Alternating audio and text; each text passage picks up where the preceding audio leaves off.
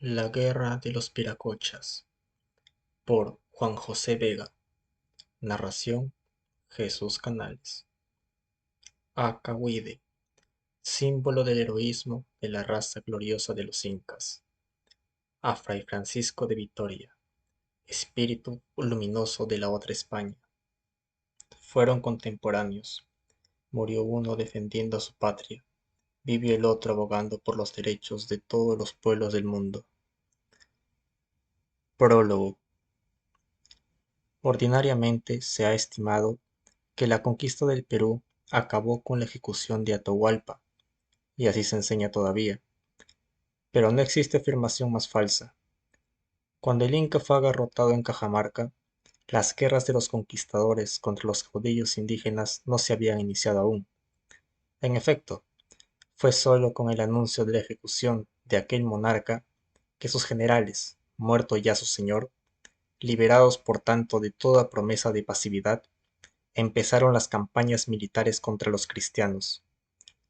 Se iniciaron entonces las cruentas guerras de la conquista del Perú, luchas en las cuales el español tuvo siempre a su lado a decenas de miles de indios aliados.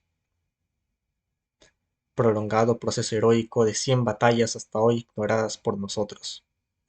Gloriosa resistencia que nos enorgullece con varios triunfos incaicos sobre las armas hispánicas.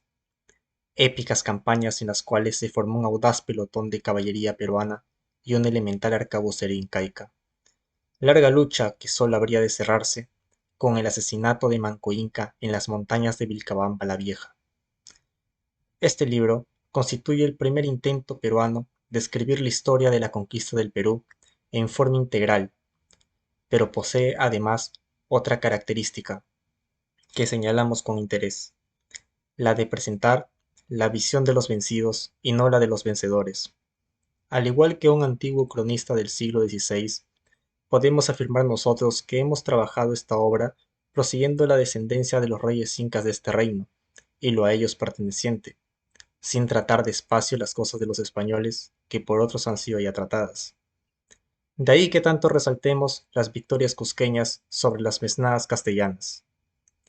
La conquista española fue, en realidad, el fruto de varias guerras, y se forjó en un dilatado ciclo muy sangriento, durante el cual brilló el valor de un pueblo que se resistía a la dominación extranjera, etapa aquella en la que, asimismo, resaltó, por encima de las virtudes del soldado, la astucia de los conquistadores.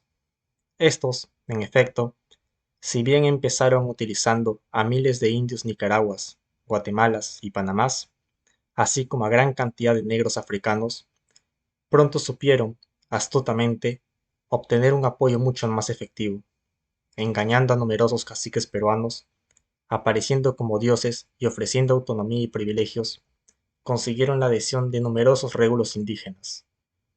A la osada voluntad de aventura sumaron siempre los castellanos la tret y la trampa, cosas corrientes en aquellos tiempos y que el occidente por igual aplicó en todas partes durante la conquista del mundo. Aquí, en el Tahuantinsuyo, los españoles dotados de cerca de medio siglo de experiencia en la sujeción de América, emplearon, y con gran éxito, una antiquísima máxima: dividir para vencer.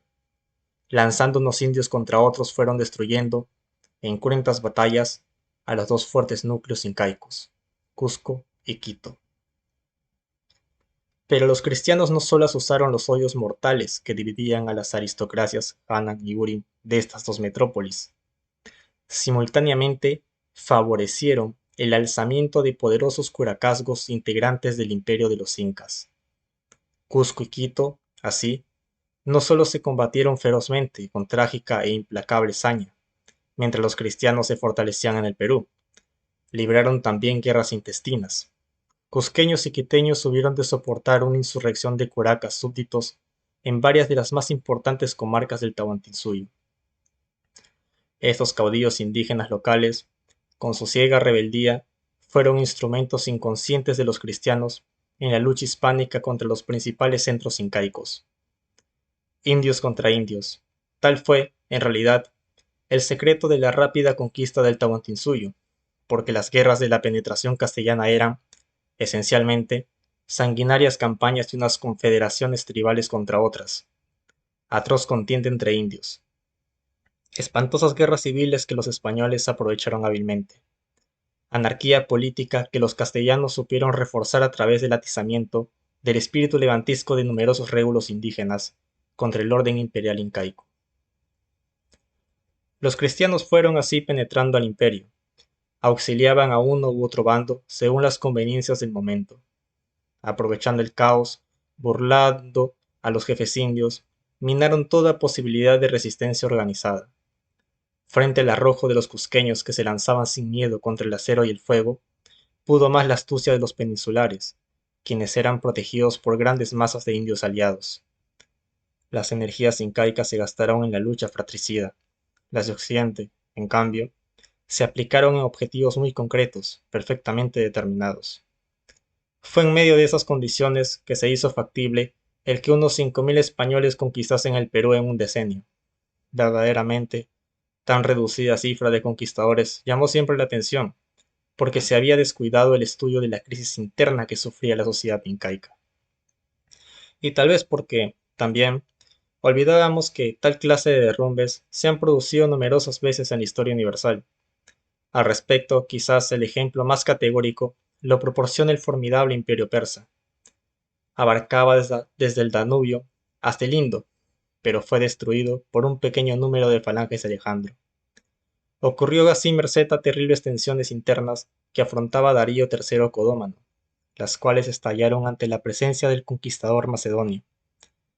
Pero la crisis dinástica incaica, al momento de la conquista española, no puede explicarlo todo. Existían factores más profundos. Al caos político indígena se agregaron elementos que no eran fruto de las circunstancias de última hora, sino derivados de la esencia misma del Tahuantinsuyo. Nos referimos a la conformación multitribal del imperio de los incas. Como todo imperio, fue un estado constituido por diversas nacionalidades, vastos señoríos separados entre sí por lenguas, dioses, costumbres, leyes y tradiciones. Eran federaciones cuyas altivas aristocracias, vencidas poco tiempo atrás por los incas, apenas si permanecían sujetas por la autoridad imperial. Al ser atacada la organización incaica en su base por los conquistadores, muchos curacas, ingenuamente, no vacilaron en dar su decidida adhesión a los cristianos, a los cuales, con frecuencia, se vio como portadores de autonomía local. El Tahuantinsuyo no se hallaba, pues, suficientemente cusqueñizado al producirse la agresión hispánica. La acción unificadora del Cusco había durado demasiado poco, y mucho faltaba aún para que se formara una línea mínima de conciencia nacional que comprendiese a todos los pobladores del imperio. Por ello, en algunos casos, el nivel político, todavía poco desarrollado en el Perú prehispánico, hizo ver a los cristianos no como conquistadores, sino como libertadores. Los curacas levantados contra Cusco y contra Quito no midieron la trascendencia de su actitud. La política, como se ha dicho, no era aún una ciencia muy avanzada entre aquellos nuestros pueblos de tótems y de magia, pero sí, en cambio, tenía pleno desarrollo entre los peninsulares, quienes procedían de un mundo ya en plena mentalidad lógica. Así, mientras el Cusco, y con él buena parte del Tahuantinsuyo, reconocía en un primer momento como dioses a los españoles, otorgándoles el sagrado nombre de viracochas, los conquistadores, duchos en los más arteros menesteres de la política y la guerra, mantuvieron falazmente el engaño. Poco, pues, verdaderamente, podían hacer los indios que aún creían en deidades viracochas salidas de las aguas, contra españoles venidos de la Europa renacentista. Era el enfrentamiento de la franca amoralidad política del occidente del siglo XVI con un pueblo que aún se enorgullecía de la mayulla, del no mentir. El fin justifica los medios, era un pensamiento que se practicaba casi siempre en el viejo mundo, aunque escasamente se confesase. Aventureros salidos de esos pueblos europeos fueron los que chocaron contra la sencillez de las colectividades primitivas. No solo se enfrentaron, pues, el hierro contra la piedra y el arcabuz a la valentía elemental. Los 2500 años de evolución histórica que separaban al Tahuantinsuyo de España se reflejaron, por cierto, en ausencia de rueda y alfabeto, de pólvora y acero, de corceles y navíos entre nuestros indios, pero también plasmó tan dilatado lapso de diferenciación cultural en una conciencia política de menor desarrollo, en una mentalidad más llana, menos capaz del complicado juego de intriga y ardid, recursos que tanto cuentan en toda invasión. Por estos motivos, con mayor razón aún, rendimos honores a los guerreros indígenas, especialmente cusqueños, que cayeron heroicamente en defensa de su patria, a los que supieron morir en los 1000 combates que jalonan la historia de la conquista del Perú, titanes de la talla de Cahuide, negados hasta ahora en las historias oficiales, héroes que hoy el pueblo peruano empieza a recuperar de un injusto olvido. Juan José Vega.